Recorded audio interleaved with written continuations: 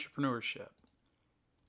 So there is an interest in entrepreneurship within organizations, which is kind of the not really what people think of when they start thinking about entrepreneurship. It's literally entrepreneurship within corporations. It's sometimes called intrapreneurship when it's within an organization.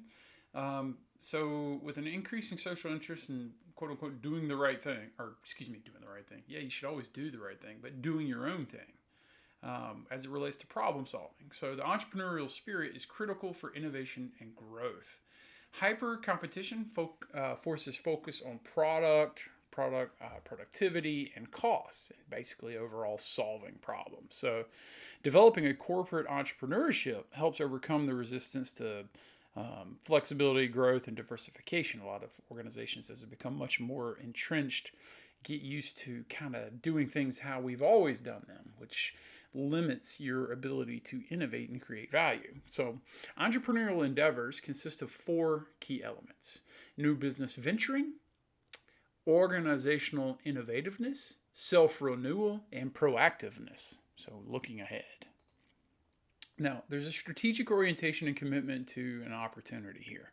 Both entrepreneurship and strategy have important implications for the performance of a firm. Again, it gets down to it, you're solving problems. Strategic orientations are those factors that are inputs into the formulation of a firm's strategy. So, entrepreneurial management is driven by opportunity and not resources. So, you don't sit there and say, hey, here's what we have, here's what we can do.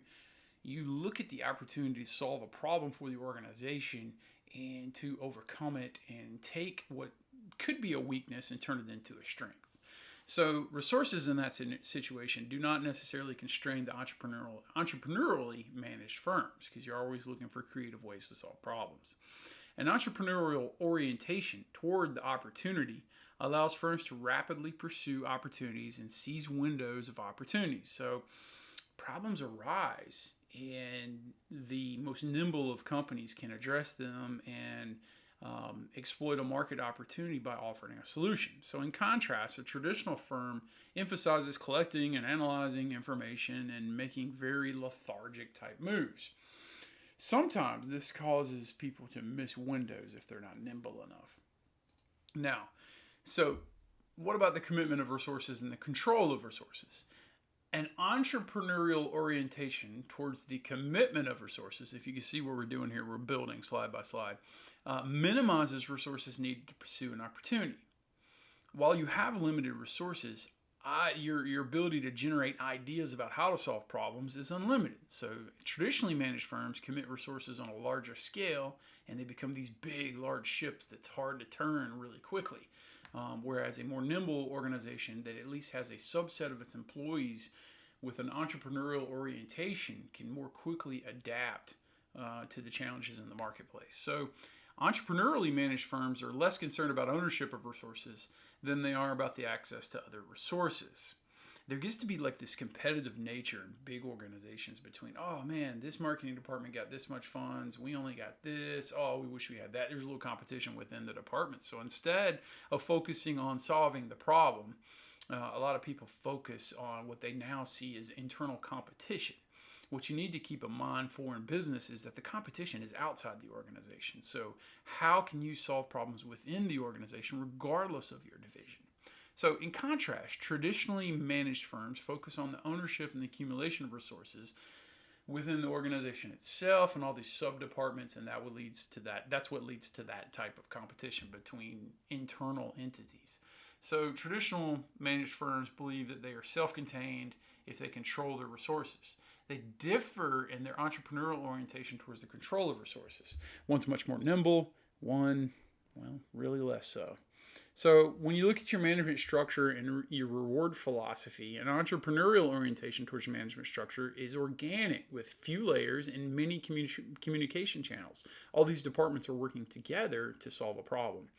A traditionally managed firm structure is suited for internal efficiencies of allocating controlled resources. Again, big, lethargic. There's a lot of hierarchy. There's a lot of procedures. Problems don't get addressed right away. It takes time. Thus, you can't exploit a market opportunity.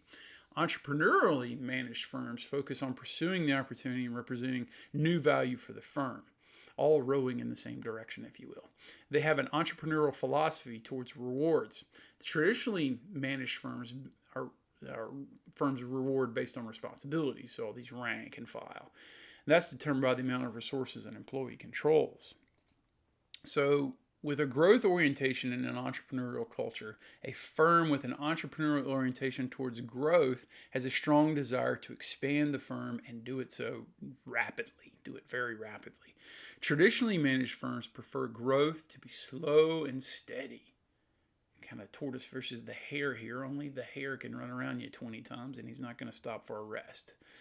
Culture distinguishes entrepreneurially and traditionally managed firms. That culture is set at the top. So if your leadership is not exactly pursuing like an entrepreneurial entrepreneurship, cultural entrepreneurship, corporate entrepreneurship, then you're probably falling into the pattern of traditionally managed firms. Entrepreneurial orientation towards culture encourages the generation of ideas, experimentation, and creative output. They don't really care how you get there, just that you get there and solve problems. A traditionally managed firm's culture means the employee first must assess the resources it has, the controls, and go through a lot of levers and processes, I guess you would say. Most firms fall somewhere between traditionally managed and entrepreneurially managed. A lot of people think, oh, yeah, we're very inventive, yet you have to go through these 20 steps. That's very traditional. Or a lot of firms think, oh, no, we're traditional, but we do give our people freedom to solve problems on their own. That's more entrepreneur. So, characteristics of an entrepreneurial environment. The organization operates on the frontiers of technology. It's like latest technology. New ideas are encouraged. Trial and error is encouraged. Failures are allowed. Again, in entrepreneurship, the only failure is the failure to learn. There's no opportunity parameters, not a lot of rules. Resources are available and accessible. There's a multidisciplined teamwork approach, a long-term horizon, volunteer programs, appropriate reward systems, sponsors and champions available in support of top management. From the top person all the way down to whoever's, let's say cleaning the office at night. If you have a great idea, they're interested. That's an entrepreneurial environment. Leadership characteristics of corporate entrepreneurs. Again, those intrapreneurs, those problem solvers, the entrepreneurs within an organization. A corporate entrepreneur understands the environment. They must be a visionary leader, a person dreaming great dreams, thinking big. They must be flexible and create management options, so they're open to all different types of structures. And they encourage teamwork using a multidisciplinary approach. Now, corporate entrepreneurs also encourage open discussion. Openness leads to a strong coalition of supporters, kind of like team building. And a corporate entrepreneur must be persistent to make the new venture successful. See, a corporate entrepreneur within themselves can have a project that they feel like is kind of like their baby, their business. So that sounds a lot like an external entrepreneur. So how do we go about establishing corporate entrepreneurship? The first step is to secure top management commitment.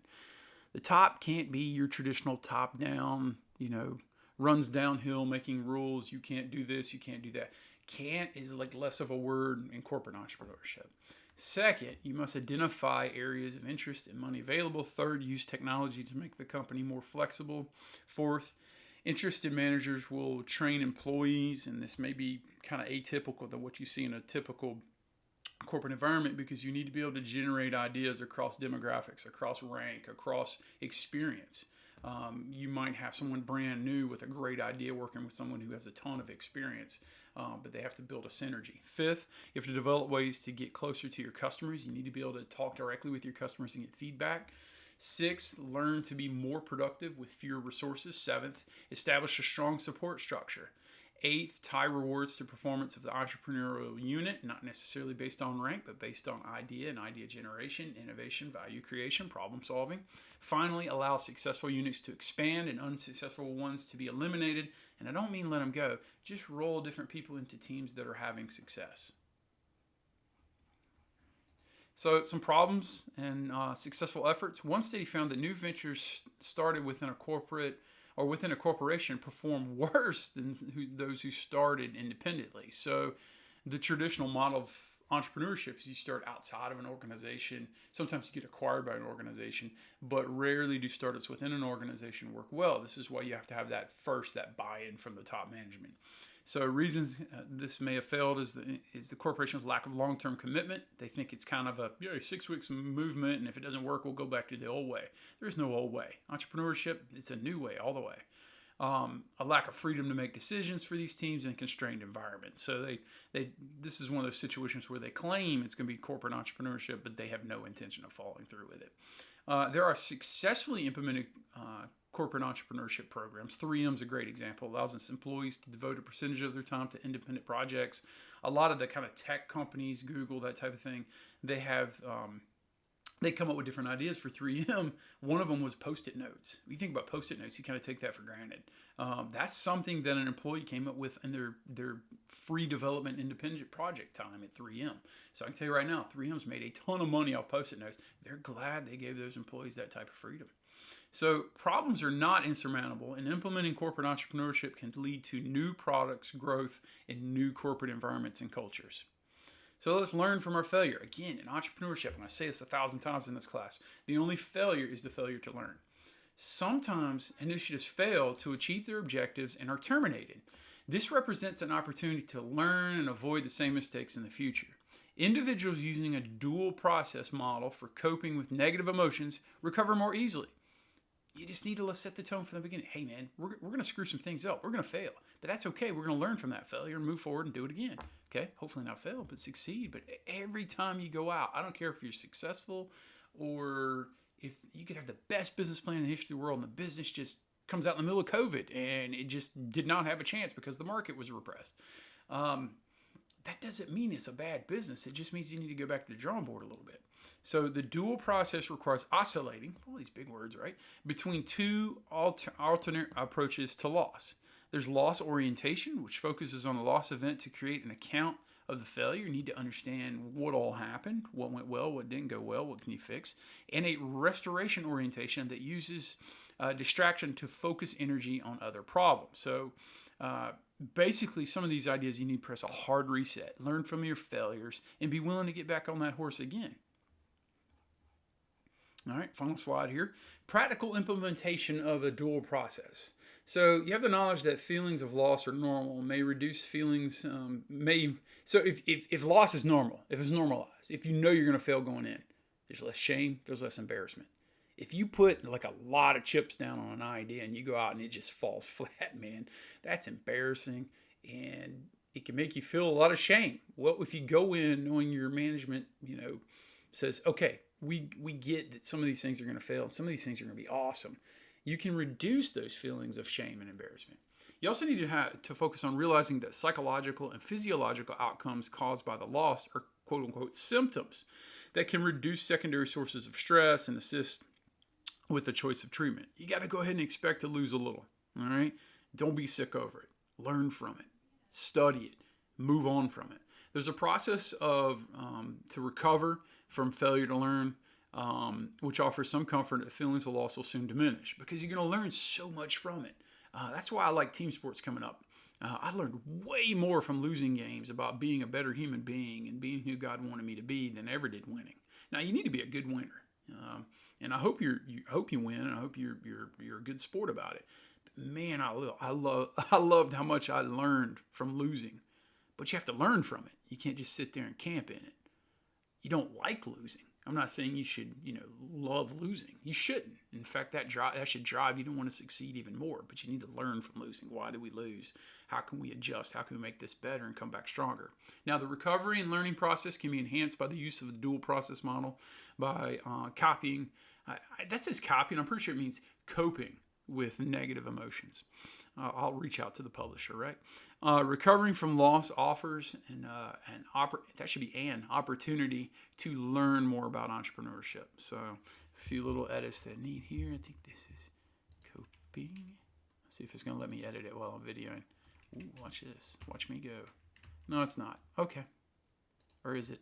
Yes, it is. That should be coping. And this should be and. I didn't write these slides. I'm just using them. All right.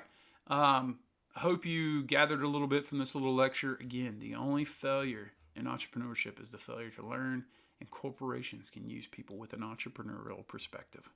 Catch you next time.